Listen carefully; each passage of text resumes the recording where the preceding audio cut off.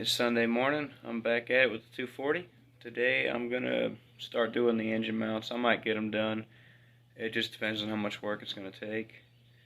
But the first thing I want to do is show you what they look like in the car currently, and then I'll pull them out and put them on the bench.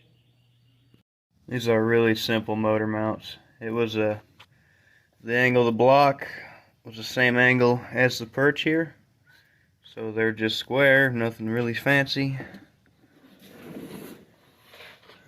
It's really hard to see. There we go. See a little more of that right there. 4 bolts. There's one bolt holding it to the cradle.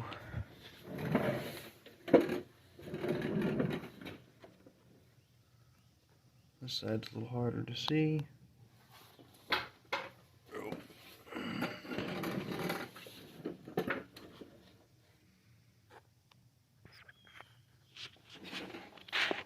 There we go.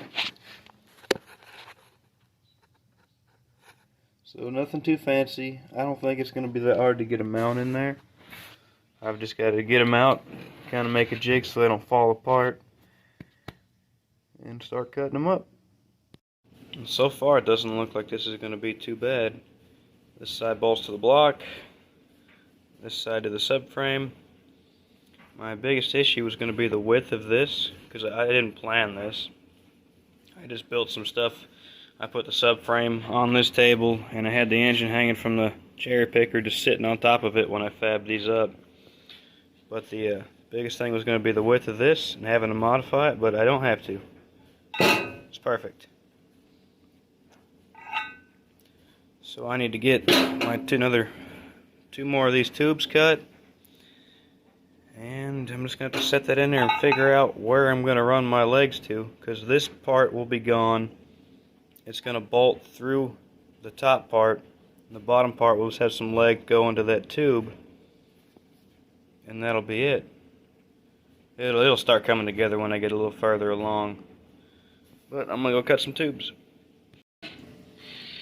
Well, I think what I'm going to do, I've got my tubes cut. My tubes cut right there. I think I'm going to position the bushing about that far up from the bottom, and then I'll just make some legs.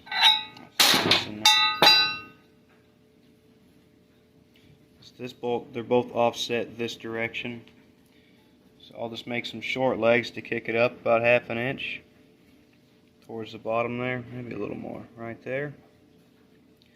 But I'll make those legs out of this and just trace out so it's got a nice, follows that shape. Cut 4 of those out, and then it'll sit on those.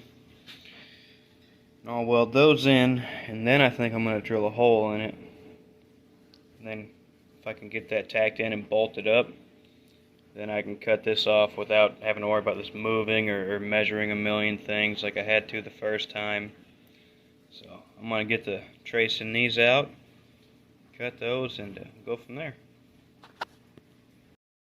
I got 4 little legs made, which took forever. Bandsaw popped off like 20 something times, but that's how they're going to sit. And these will go in here.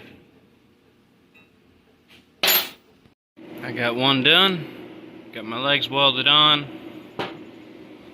Now I just have to tack it in here. If I get the right side, if I put it in like that, I still have enough room to get to my bolt hole without changing anything.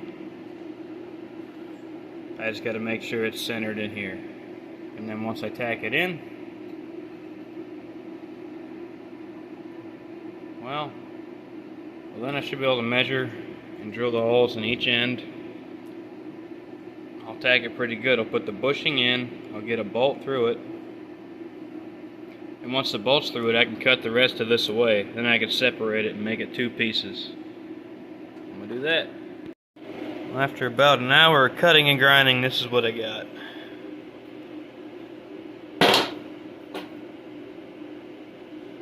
So that goes in there. think it looks pretty decent. But now I gotta mock it up on the car and make sure it still works. And I'll take it off and I'll weld these a little more and then paint it. This is it in the car. I've still got the engine jacked up just a little bit. Let's see if I can reach this, but that goes there. Bolt goes in that hole. No big deal, but I'm waiting on FedEx. Is supposed to be dropping off my package with the new fuel tank, so I can't leave the house to run the Ace. So I'm stuck here until they drop it off because it's a signature required. But this should work just fine. I'm gonna go ahead and pop it out. And this bolt was a pain in the butt to get to, so I think I'm gonna notch this just a little bit, just to make it easier to get a swivel in there. Because I could get it, but I had to use an extension, and let's see if I can even, there you go. I could shoot it through here just barely. Well, I'll get that off, grind it a little more, and paint it. While I'm waiting for my parts to cool down from welding it, I'll show you my new tank. It's brand new from Japan or China, whatever the hell that says, I don't know. But it looks identical. I don't know what I'm going to do about these things. They might just come off of here without, hell, they're just sitting there. I might just clean these up and glue them onto that tank. I'm sure it's just to stop some rattles, and I don't like rattles, so I'll probably use those. Everything looks identical, which makes sense because that's supposed to be an OEM tank. Well, here it is, finished. I'm gonna need a little longer bolt, it looks like. But that's done. It looks nice. Hopefully it keeps everything from shaking like hell. I still got to do the other side, which I'm dreading, but I've already got some of the pieces made, like the legs and the tube, so it shouldn't be awful. But well, that's all done. Fuel tank's back in, the engine mounts are done. I drove it to work this morning, and it did a lot better. There was way less droning noises, way less vibrating. It's still pretty harsh, but it's a polyurethane mount, so it's only going to absorb so much. Fuel pressure seemed good. I had to take a lot of fuel out of the fuel table because it was running pretty rich. So I just leaned it out a bit and runs like a top. Hopefully it keeps on doing that. I'll drive it a couple more times, and then I'll schedule some time on the dyno and see what it can put down. But, please like and subscribe, and thank you for watching.